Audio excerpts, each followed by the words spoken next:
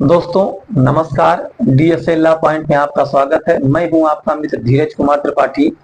आज हम लोग बात करेंगे विवाह के विरुद्ध अपराधों के विषय में। अभियोजन जो चलाया जाएगा वो किस तरीके से चलाया जाएगा और इन पर संज्ञान न्यायालय किस तरीके से लेंगे, इसके विषय में धारा 219 भारतीय नागरिक सुरक्षा संहिता स्पष्ट रूप से प्रावधानित करती है, जिसमें धारा 219 यह कहती है कि कोई न्यायालय भारतीय न्याय संहिता 2023 की धारा 81 से 84 में दंडनीय अपराध जो भी हैं उनका संज्ञान ऐसे अपराध से पीड़ित व्यक्ति के परिवार पर ही किया जाएगा, अन्यथा नहीं। अर्थात इसका सीधा मतलब यह है कि जो भी भारतीय न्याय संहिता धारा 81 से 84 के बीच दंडनीय अपराध हैं उनका संज्ञान न्यायालय जो उससे पीड़ित व्यक्ति है उसके परिवार पर ही किया जाएगा, अन्यथा नहीं।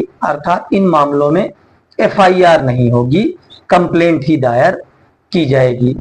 लेकिन इसके कुछ अपवाद उसी सेक्शन में दिए गए हैं धारा 219 में।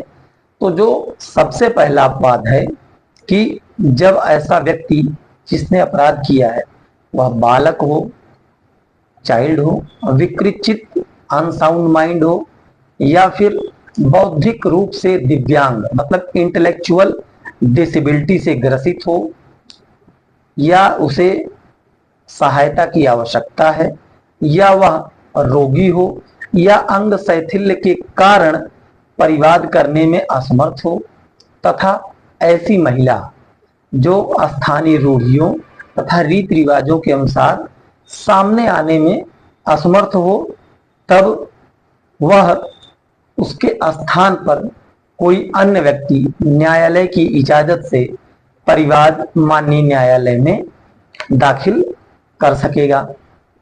इसका जो अपवाद दूसरा है वह यह है कि जहां ऐसा व्यक्ति पति है और किसी केंद्रीय सरकार के सशस्त्र बल, संघ के सशस्त्र बल जैसे सीआरपीएफ, बीएसएफ या आर्मी की किसी मतलब उसमें जवान हो, तो उसका कमान ऑफिसर ऐसा प्रमाण पत्र दे दे कि आपको ऐसी स्थिति इस समय विद्यमान है कि आपको छुट्टी नहीं मिल सकती है, तो उस स्थिति में उसके पति द्वारा एक लिखित तथा हस्ताक्षरित व स्व अनुप्रमाणित एक प्राधिकार पत्र दिया जाएगा। जिस व्यक्ति को ऐसा प्राधिकार पत्र दिया जाएगा वह माननीय न्यायालय में उस अपराध के विरुद्ध परिवाद दाखिल कर सकेगा। अपवाद तीन है कि द्विविवाह का अपराध जो कि भारतीय न्याय संहिता धारा 82 में प्रावधानित है। यदि उसमें पीड़ित पत्नी है तो वहां परिवाद उसका मतलब उस महिला का, उस स्त्री का पिता, माता, भाई, बहन, पुत्र या पुत्री न्यायालय की इजाजत से माननीय न्यायालय में परिवाद दाखिल कर सकेंगे।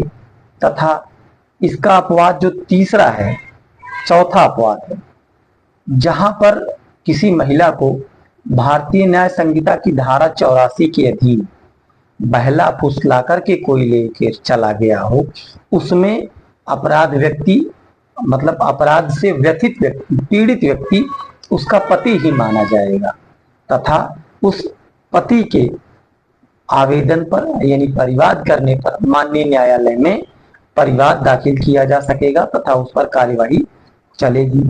लेकिन जहां पर किसी पुरुष द्वारा अपनी 18 वर्ष से कम की पत्नी के साथ कोई मैथुन करता है, तब वहां अपराध की तारीख से 1 वर्ष बीत जाने पर कोई संज्ञान नहीं लिया जाएगा। अर्थात जब कोई व्यक्ति जिसकी पत्नी 18 वर्ष से कम धारा 64 बीएनएस में जो प्रावधानित है से कम है तथा उसके दौरान उससे वह मैथुन करता है, उस स्थिति में उस जो है अपराध का संज्ञान 1 वर्ष अगर बीत गया हो अपराध होकर के, तो उसका संज्ञान माननीय न्यायालय द्वारा नहीं लिया जाएगा।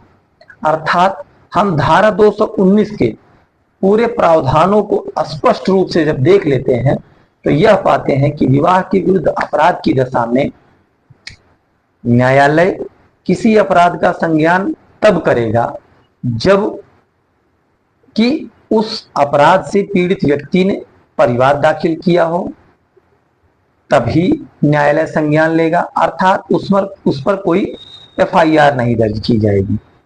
लेकिन उसके जो अपवाद दिए गए हैं, जिसमें कि रोगी हो या अंग शैथिल्य से ग्रसित हो या उसे सहायता चाहिए, या फिर उसके बाद वह संघ के सशस्त्र बल का सदस्य हो, फिर उसके बाद है कि जहां पर दुर्विवाह से पीड़ित पत्नी है, जहां पर कि उस पत्नी को बहला फुसला करके लेके जाया गया है, इन सभी मामलों में जो उन अपराधों से पीड़ित व्यक्ति है, व्यथित व्यक्ति है, परेशान व्यक्ति है, उसके परिवार पर ही न्यायालय संज्ञान लेगा, परिवार जारी रखेगा। और अन्य दशाओं में जो है, एक यह है कि वह उसकी पत्नी स्वयं जो 18 वर्ष से कम हो, उसके साथ कुछ गलत काम किया है, तब ऐसा परिवार जो है 1 वर्ष बीत जाने के बाद नहीं लिया जाएगा। तो दोस्तों, आज हम लोगों ने भारतीय नागरिक सुरक्षा संहिता में द्विविवाह बाइगेमी के अपराध से क्या हो सकता है, परिवाद हो सकता है या एफआईआर हो सकता है, या फिर विवाह के विरुद्ध अपराध जो मैरिटियल ऑफेंसेस होते हैं किसी के साथ, तो उनमें कोई कार्यवाही कैसे चलेगी, उनका संज्ञान कैसे लिया जाएगा, किस धारा में लिया जाएगा, इन सब को हम लोगों ने पढ़ लिया। अगले अपने वीडियो में हम लोग एक नया वीडियो जो कि भारतीय नागरिक सुरक्षा संहिता पर आधारित है लेकर के आएंगे। तो हमसे जुड़े रहने के लिए हमारे चैनल को सब्सक्राइब करें और अधिक से अधिक लोगों तक शेयर करें, जिससे कि लोगों में विधिक ज्ञान बढ़े, उनको शिक्षा मिल सके। जय हिंद, जय भारत।